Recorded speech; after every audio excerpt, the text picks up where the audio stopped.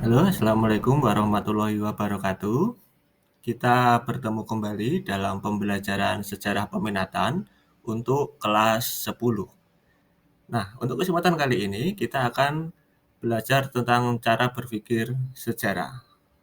Dalam berpikir mengenai peristiwa sejarah, hendaknya digunakan pemikiran yang logis dan ilmiah.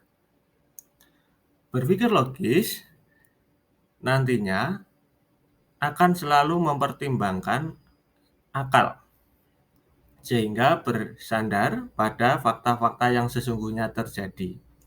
Dengan demikian, berpikir logis merupakan inti dari pengungkapan sejarah melalui penelitian ilmiah terhadap karya-karya sejarah. Nah, di dalam berpikir secara logis ini ternyata dibedakan menjadi dua pola logika berpikir, yaitu deduktif dan induktif. Deduktif berasal dari bahasa Inggris dari kata deduction yang berarti penarikan kesimpulan dari keadaan yang umum atau menemukan yang khusus dari yang umum. Sedangkan cara berpikir induktif merupakan cara mempelajari sesuatu yang bertolak dari hal-hal yang bersifat khusus untuk menemukan hukum yang bersifat umum. Nah, perhatikan gambar tersebut. Apabila kalian memperhatikan gambar yang tertera tersebut, apakah kalian dapat berpikir secara logis bahwa Candi Prambanan itu didirikan atau dibangun oleh Bandung Bondowoso yang pada waktu itu ingin mempersunting Roro Jonggrang. Tapi Roro Jonggrang ini memiliki syarat untuk dibangunkan 1000 candi dalam satu malam. Nah, oleh karena itu, untuk memenuhi permintaan dari Roro Jonggrang, Bandung Bondowoso ini kemudian meminta bantuan dari eh, makhluk astral. Nah, apakah ini dapat diterima oleh akal sehat? Membangun 1000 candi dalam satu malam. Nah, tentunya ini tidak logis atau tidak dapat diterima oleh akal sehat. Karena apa? Kalau kalian lihat orang membangun sebuah bangunan, ini kan memerlukan waktu yang begitu lama. Itu baru satu rumah, apalagi membangun 1000 candi dalam satu malam. Nah, ini yang tidak bisa diterima oleh akal sehat atau secara ilmiah. Nah, oleh karena itu, berpikir tentang peristiwa sejarah ini harus secara logis dan dapat dibuktikan dengan kenyataan berdasarkan fakta-fakta yang ada. Tidak bisa dikaitkan dengan hal yang tidak bisa dibuktikan secara ilmiah. Oleh karena itu, menurut Leopold von Ranke, di dalam sejarah ini harus menggunakan cara berpikir sejarah sesuai dengan apa yang sesungguhnya terjadi. Tidak boleh menghayal yang tidak terjadi dibuat terjadi. Nah, ini menurut Leopold von Ranke. Oleh karena itu, di dalam sejarah ada beberapa cara berpikir sejarah. Nah, dalam sejarah, cara berpikirnya ada 6. Menggunakan cara berpikir diakronik, sinkronik, periodisasi, kronologis, kausalitas, yang terakhir interpretasi. Oke, tidak usah menunggu lama, kita akan pelajari cara berpikir sejarah. Nah, cara berpikir yang pertama yang akan kita bahas yaitu diakronik dan sinkronik. Kehidupan masyarakat merupakan suatu sistem sosial yang terdiri dari unit-unit yang berhubungan. Sementara itu, sejarah juga merupakan sebuah sistem yang merupakan hubungan unit-unit dalam lingkup yang lebih besar. Dalam pandangan ilmu sejarah, sistem kehidupan sosial dengan beberapa aspeknya terus bergerak dan berproses dalam hubungan sebab akibat yang dinamis. Sehubungan dengan penulisan sejarah, Kunto Wijoyo menjelaskan ada dua kerangka berpikir yang dipergunakan dalam melakukan penelitian dan penulisan ilmu-ilmu sosial, yaitu dengan cara berpikir diakronik dan sinkronik. Keduanya dibedakan sebagai berikut. Oke, kita langsung bahas tentang diakronik dan sinkronik satu persatu. Cara berpikir diakronik menurut Galtung berasal dari bahasa Yunani dari kata diakronik yang terdiri atas dua kata, yakni dia yang berarti melampaui atau melewati dan juga kronos yang berarti waktu. Berpikir diakronik dalam sejarah artinya berpikir mengenai suatu peristiwa sejarah secara menyeluruh dalam runtutan waktu yang panjang, tetapi terbatas dalam ruang. Berpikir diakronik mementingkan proses suatu peristiwa sejarah, seperti halnya sejarah merupakan kumpulan dari peristiwa-peristiwa yang saling berkaitan dan tidak dapat berdiri sendiri. Mengkaji peristiwa sejarah secara diakronik artinya melihat peristiwa secara urut dalam rentetan waktu kejadian dalam suatu ruang tertentu.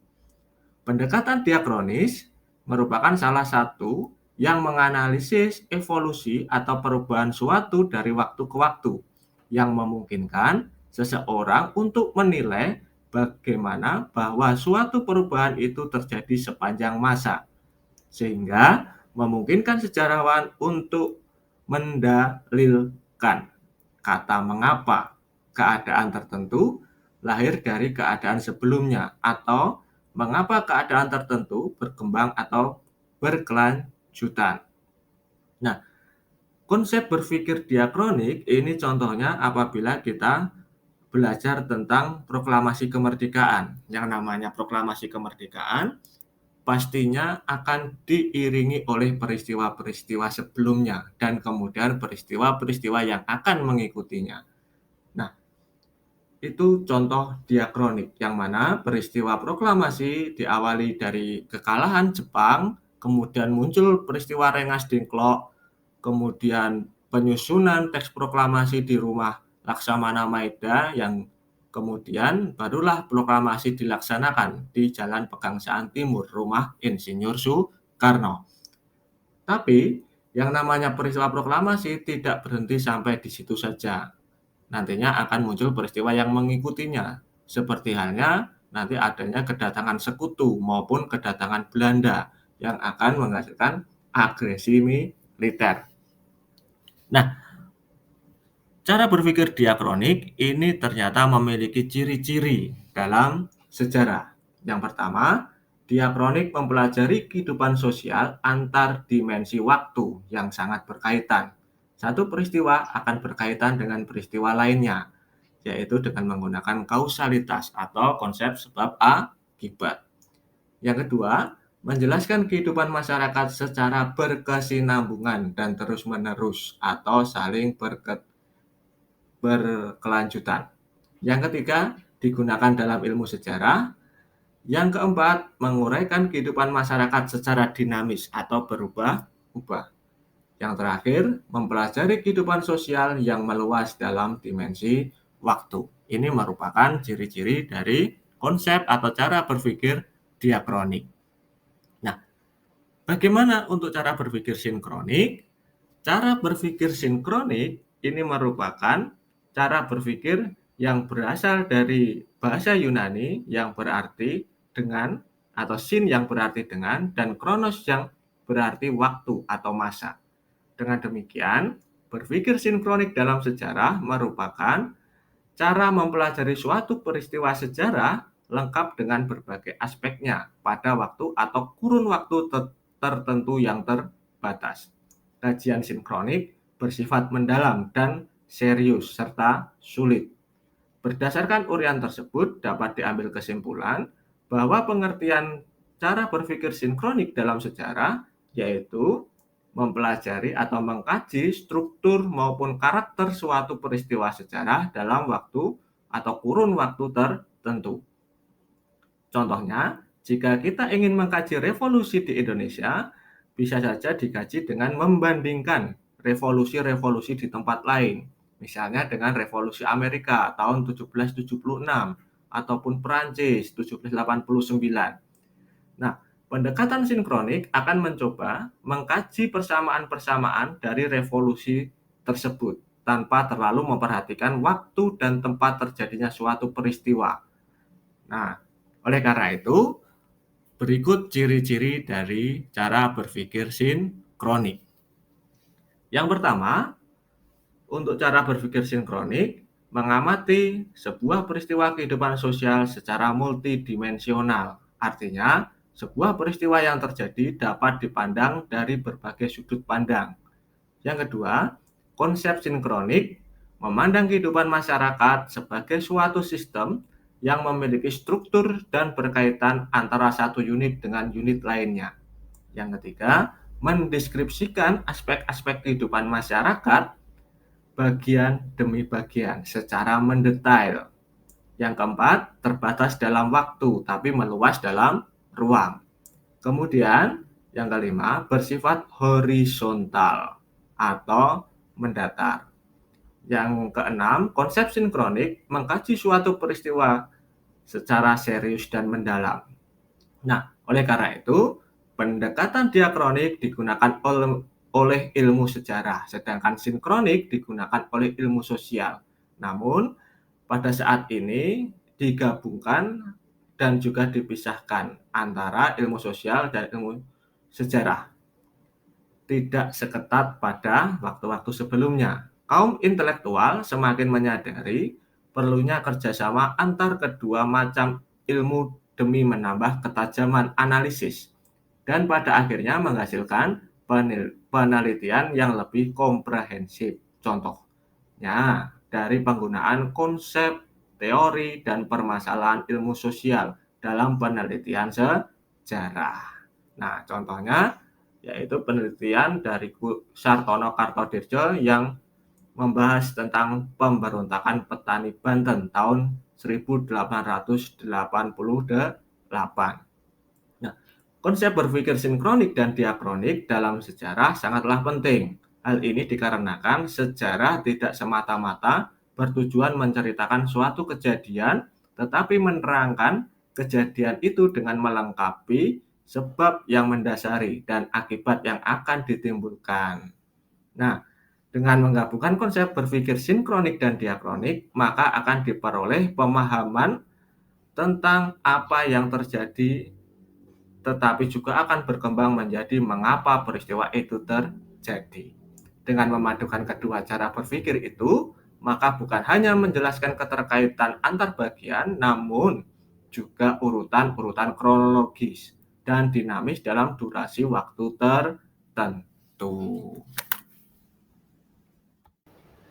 Kerangka berpikir selanjutnya setelah diakronik dan sinkronik ini menggunakan periodisasi atau pembabakan waktu. Yang mana apabila kalian belajar sejarah dari zaman awal sampai sekarang ini memiliki rentang waktu yang sangat panjang. Sehingga para ahli sejarah sering mengalami kesulitan untuk memahami masalah-masalah yang muncul dalam sejarah kehidupan manusia. Periodisasi diartikan sebagai pembabakan waktu yang digunakan untuk berbagai peristiwa. Kompleksnya, peristiwa terjadi dalam kehidupan manusia pada setiap masa memerlukan suatu pengklasifikasian berdasarkan bentuk serta jenis peristiwa tersebut. Peristiwa-peristiwa yang telah diklasifikasikan itu kemudian disusun secara kronologis berdasarkan urutan waktu kejadian. Perlu diperhatikan bahwa periodisasi sejarah bukan sekedar batas awal dan batas akhir maupun pembagian satu babak, 2 maupun 3, melainkan juga harus menjelaskan alasan-alasan rasional yang berkaitan erat tentang konsep pemenggalan waktu tersebut, termasuk ruang dan waktu. Artinya, harus jelas tempat atau ruang di mana peristiwa tersebut terjadi dan kapan terjadinya. Kalau konsep argumentasi tidak jelas, maka akan terjadi perbedaan penafsiran, kerancuan, bahkan kekacauan.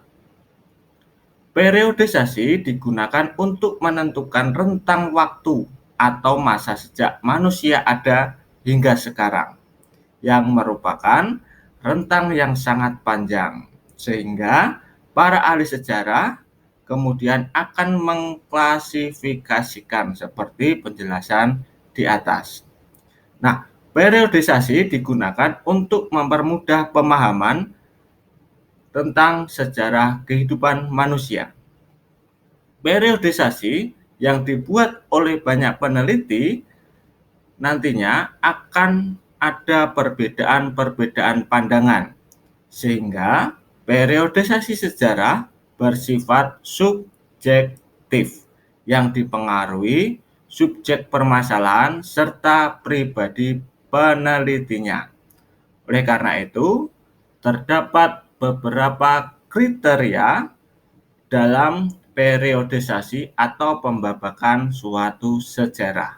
Nah, di sini dijelaskan beberapa kriteria itu jumlahnya ada 4. Yang pertama, kriteria geografis atau kewilayahan. Yang kedua, kriteria urutan zaman atau waktu. Yang ketiga, kriteria waktu atas dasar dinasti. Yang keempat, kriteria waktu atas dasar perkembangan ekonomi dan sebagainya. Ditinjau dari segi kronologi sejarah Indonesia, secara garis besar dibedakan menjadi 2. Pertama, periodisasi prasejarah, yaitu sebelum manusia Indonesia mengenal tulisan. Yang kedua adalah periode sejarah, yaitu yang mana manusia ini sudah mengenal berbagai bukti-bukti tertulis di Indonesia.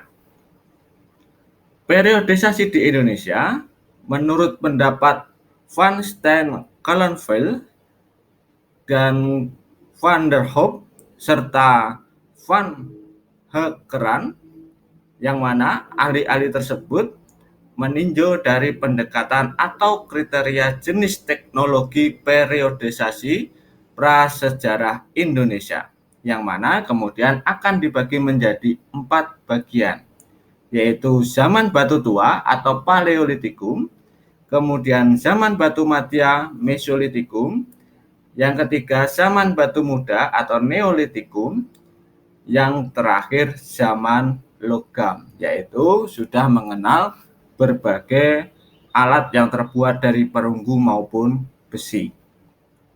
Masing-masing zaman tersebut menunjukkan tingkat pemahaman dan penguasaan teknologi yang berbeda-beda dari setiap masyarakat. Dalam hal ini, zaman batu matia memiliki teknologi yang lebih maju dibanding zaman batu tua atau Paleolitikum. Perbedaan yang paling nyata yaitu pada alat batu yang digunakan, yang mana pada zaman batu matia, alat batu yang digunakan telah diasah ataupun pada bagian tertentu yang diinginkan masyarakat tersebut untuk mendapatkan keruncingan atau ketajaman. Demikian juga zaman batu muda lebih maju teknologinya dari zaman batu matia dan seterusnya.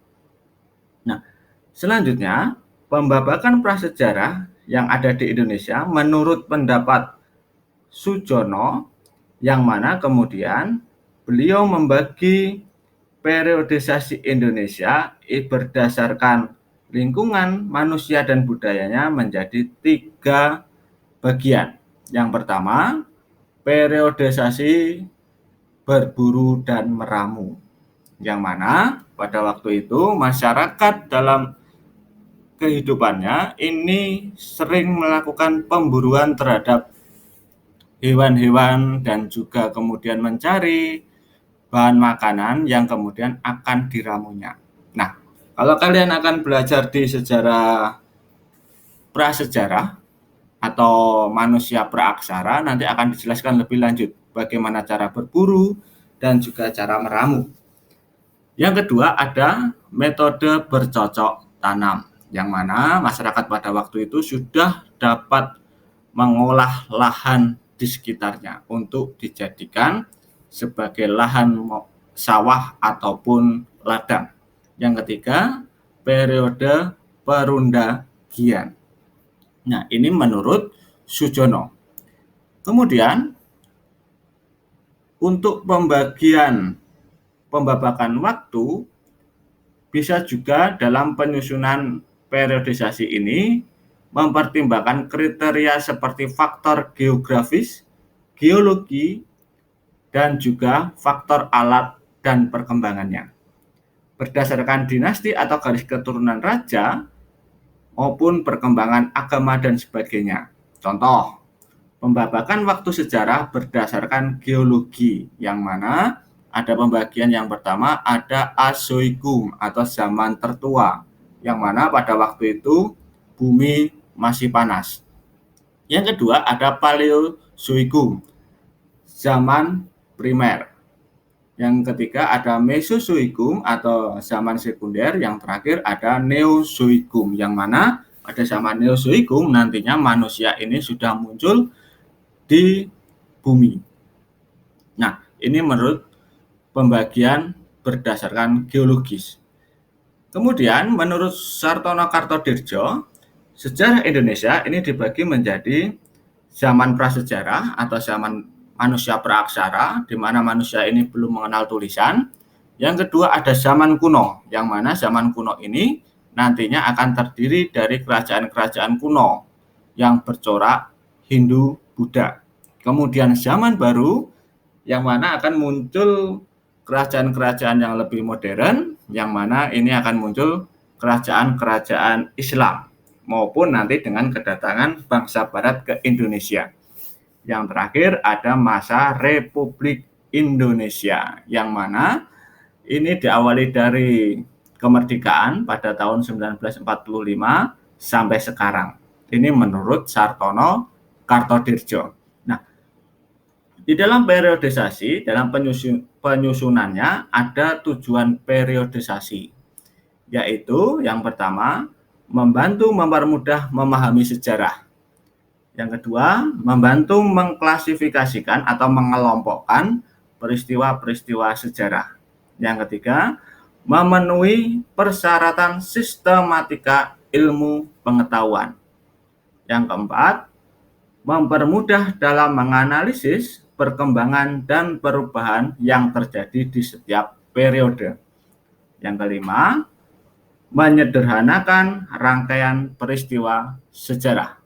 Yang terakhir, mempermudah dalam melakukan klasifikasi. Inilah cara berpikir atau kerangka berpikir dengan menggunakan periodisasi sejarah. Oke, mungkin itu saja yang bisa saya berikan untuk kesempatan kali ini. Untuk cara berpikir sejarah selanjutnya akan dilanjutkan di part 2. Tetap jaga protokol kesehatan, jangan lupa subscribe, like, dan share channel ini supaya nanti materi-materi yang berkaitan dengan pembelajaran sejarah akan sering diutarakan. Oke, kita bertemu lagi di part kedua.